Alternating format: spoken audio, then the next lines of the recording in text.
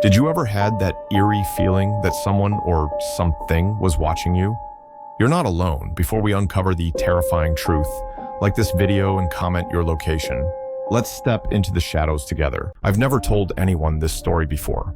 What happened during those 3 days in the boundary waters of northern Minnesota still haunts me, especially during the dark winter months when the wind howls outside my window. I was 24 then, an experienced winter camper with dozens of successful trips under my belt. But nothing could have prepared me for what I encountered in that desolate wilderness. It was February 2019, when my friend Derek and I set out for what was supposed to be a routine winter camping expedition. The forecast predicted clear skies and manageable temperatures around 15 degrees Fahrenheit. Challenging conditions, but nothing we hadn't handled before. We'd planned a 3-day route through the remote lakes, carrying our gear on traditional wooden toboggans. The first day went exactly as planned. We covered about 8 miles, stopping occasionally to admire the pristine winter landscape. The frozen lakes stretched out like vast white plains, bordered by snow-laden pines that creaked under their heavy burden. As the sun began to set, we found an ideal campsite on a small island and began setting up our winter tent. That's when we heard it, a long, low moan that seemed to emanate from the ice itself. Derek and I exchanged glances, but neither of us was particularly concerned. Ice makes all sorts of strange sounds as it expands and contracts with temperature changes. We'd heard similar noises before, but this was different. The sound came again, closer this time, followed by a distinct cracking noise that made my heart skip a beat. We quickly finished securing the tent and got inside, firing up our small camp stove for dinner. The temperature was dropping faster than predicted, and an unexpected wind had picked up, causing the tent walls to shudder ominously. Around midnight, I woke to complete silence. The wind had died entirely, creating an unnatural stillness that made my skin crawl. Derek was sleeping soundly beside me, but something felt wrong. I grabbed my headlamp and shined it toward the tent door, freezing when I saw what looked like a shadow moving across the fabric. "Derek," I whispered, shaking his shoulder, "wake up." He stirred groggily, but before he could speak, we both heard it. The sound of footsteps crunching in the snow, circling our tent. The steps were slow, deliberate, and much too heavy to be any local wildlife. "Hello?" Derek called out, his voice trembling slightly. "Is someone there?" The footsteps stopped abruptly. For several long seconds, we sat in absolute silence, straining our ears. Then, without warning, something struck the side of the tent with tremendous force, causing the whole structure to shake violently. Derek screamed, and I scrambled for the zipper, desperate to see what was out there. The moment I opened the tent door, a blast of Arctic air hit me like a physical blow. The temperature had plummeted to well below zero, and the wind that had mysteriously disappeared earlier now returned with vengeful force. But what truly chilled me to my core was what I saw in the beam of my headlamp, a set of enormous footprints in the snow, leading away from our tent and toward the lake. Before I could process what I was seeing, an ear-splitting crack echoed across the lake, followed by the unmistakable sound of ice breaking. Derek and I watched in horror as massive fissures began spreading across the frozen surface, starting from where the mysterious footprints disappeared into the darkness. We spent the rest of that night huddled in our sleeping bags, too terrified to sleep.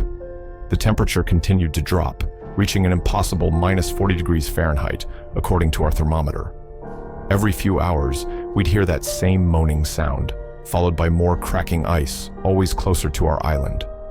By morning, we discovered we were completely trapped. The lake ice around our small island had shattered into countless pieces, creating a moat of frigid black water that made escape impossible. Our satellite phone refused to work, displaying an error message I'd never seen before. The screen simply showed a series of strange symbols before going completely dark. That's when we noticed the footprints from the night before had changed. They were deeper now, as if whatever had made them had grown heavier, and they no longer led to the lake's edge. They formed a complete circle around our tent, getting progressively larger with each rotation. Derek lost it completely when we found the message. Carved into the trunk of a nearby pine tree, the bark stripped away to reveal raw wood, were the words, "You shouldn't sleep on the ice." The writing was fresh, the exposed wood still oozing sap despite the freezing temperatures. But that was impossible. We'd been awake all night, and neither of us had heard anyone approach the tree, which was barely 20 feet from our tent. The second night was worse. The moaning sounds became more frequent, accompanied by what sounded like whispers in a language neither of us recognized. The footprints continued to multiply and grow, and the circle they formed around our tent grew tighter with each passing hour. The temperature dropped even further, reaching levels that shouldn't have been possible in that region. By the third morning, Derek was barely coherent. The cold had become so intense that our sleeping bags were covered in a thick layer of frost on the inside. The circle of footprints had tightened to within inches of our tent, and the tracks were now so deep that I couldn't see the bottom when I shined my light into them. That's when we heard the helicopter. The sound was faint at first, barely audible over the howling wind, but it grew stronger, and suddenly a bright searchlight pierced the darkness. I've never felt such relief in my life as when I saw those rescue workers rappelling down from the helicopter, though their expressions changed from professional concern to something else entirely when they saw the footprints around our tent. They evacuated us immediately, barely giving us time to grab our essential gear. As we were being lifted away, I looked down at our campsite. What I saw in that final glimpse makes me question my sanity to this day. The footprints had finally reached our tent, and they were arranged in a perfect spiral pattern, like a gigantic fingerprint pressed into the snow. At the center, where our tent had stood moments before, the ice was cracking in a circular pattern, as if something massive was pushing up from below. The rescue workers never gave us a clear explanation of how they found us. According to them, they'd received an automated distress signal from our location, but we hadn't activated any emergency beacon.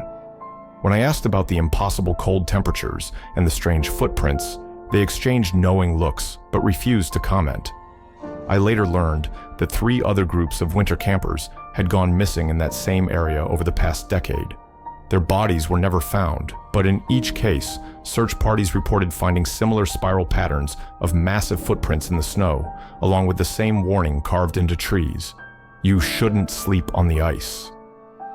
Derek checked himself into a mental health facility shortly after our rescue. He hasn't spoken a word about what happened, and he refuses to see me or talk about those 3 days. As for me, I've given up winter camping entirely.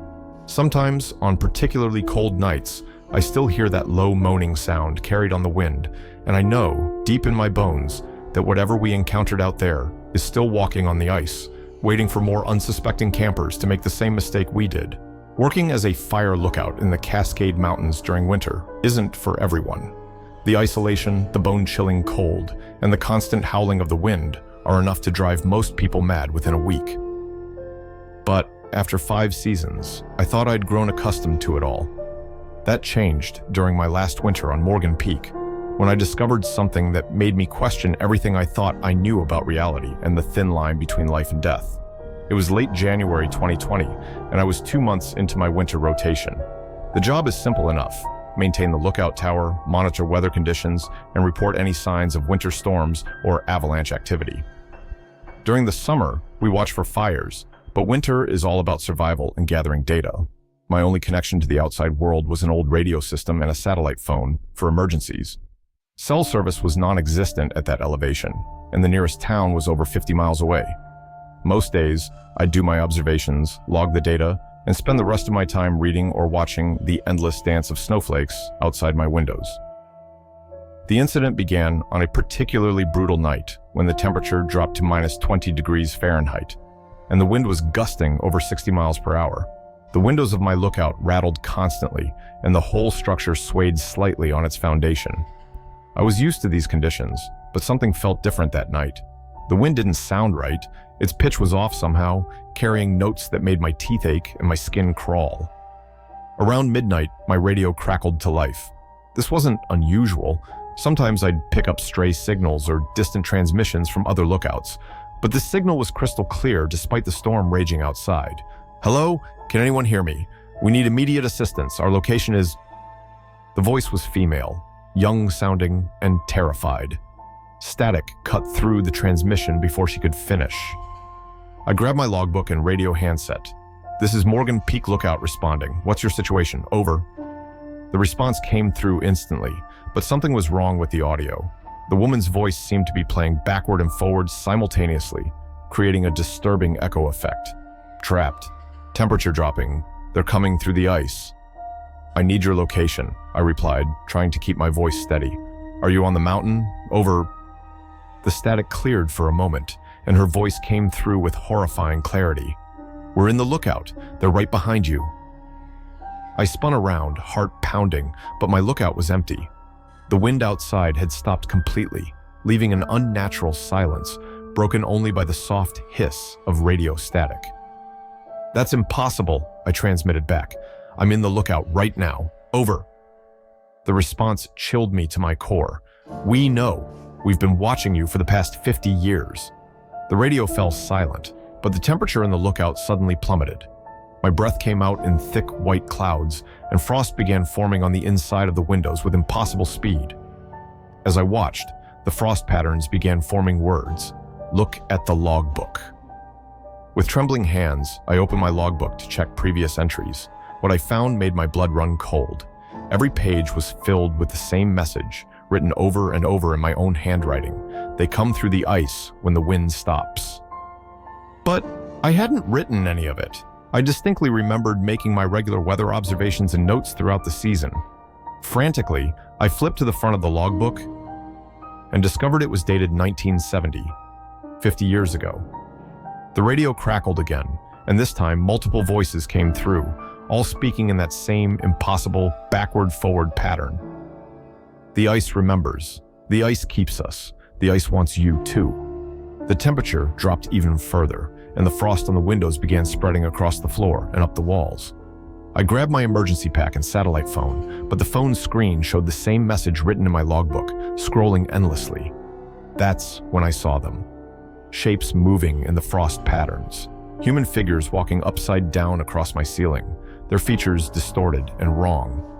They were wearing old-style winter gear, the kind used decades ago, and some of them carried ancient radio equipment. A massive crack split the silence as the windows began to freeze and shatter, letting in the bitter wind. But it wasn't just wind. I could hear voices in it, countless voices calling out for help, all of them coming from different times, different winters, different people who had staffed this lookout over the decades. The radio came to life one final time, and I heard my own voice, but it wasn't me speaking. Welcome to the cycle. When the wind stops, we'll show you what we found in the ice, what we became. I ran. I left everything behind except my emergency pack and ran down the mountain in complete darkness. The wind chased me, carrying those voices, and the temperature kept dropping impossibly lower. Twice I fell, and each time I saw faces in the ice beneath the snow, preserved perfectly, their eyes following my movement. Search and rescue found me 3 days later, huddled in a cave 12 miles from the lookout. I was severely hypothermic, but alive. When they asked what happened, I couldn't tell them. How could I explain that my lookout had become a nexus point for every soul lost on that mountain over the past 50 years? The official report cited equipment malfunction and hallucinations brought on by isolation and extreme cold. They said the logbook I described didn't exist, and the radio system had been dead for days due to storm damage. But they couldn't explain the frost patterns they found inside the lookout, or why the temperature inside was nearly 100 degrees below zero, despite the heating system being fully functional. I later discovered that every winter since 1970, at least one fire lookout on Morgan Peak had reported similar experiences before disappearing without a trace. The only evidence ever found was their final log entries, each describing the same thing: voices on the radio, impossible temperatures, and shapes moving in the frost. The lookout tower was demolished last year after 3 more winter staff members vanished in separate incidents. The official explanation blamed structural issues, but I know the truth. Sometimes, late at night, I still pick up phantom radio signals on my home stereo. Through the static, I hear those voices calling out across time, trapped in an endless winter, waiting for the wind to stop so they can pull another soul into their frozen realm. I won't return to the mountains in winter, but every year, when the temperature drops and frost patterns begin forming on my windows, I hear my own voice on the radio, warning the next lookout about what waits in the ice. And sometimes, in my dreams, I'm back in that tower, watching the frost creep across the floor, knowing that this time I won't make it down the mountain. The avalanche that nearly killed me wasn't the worst thing I encountered on Mount Baker that day.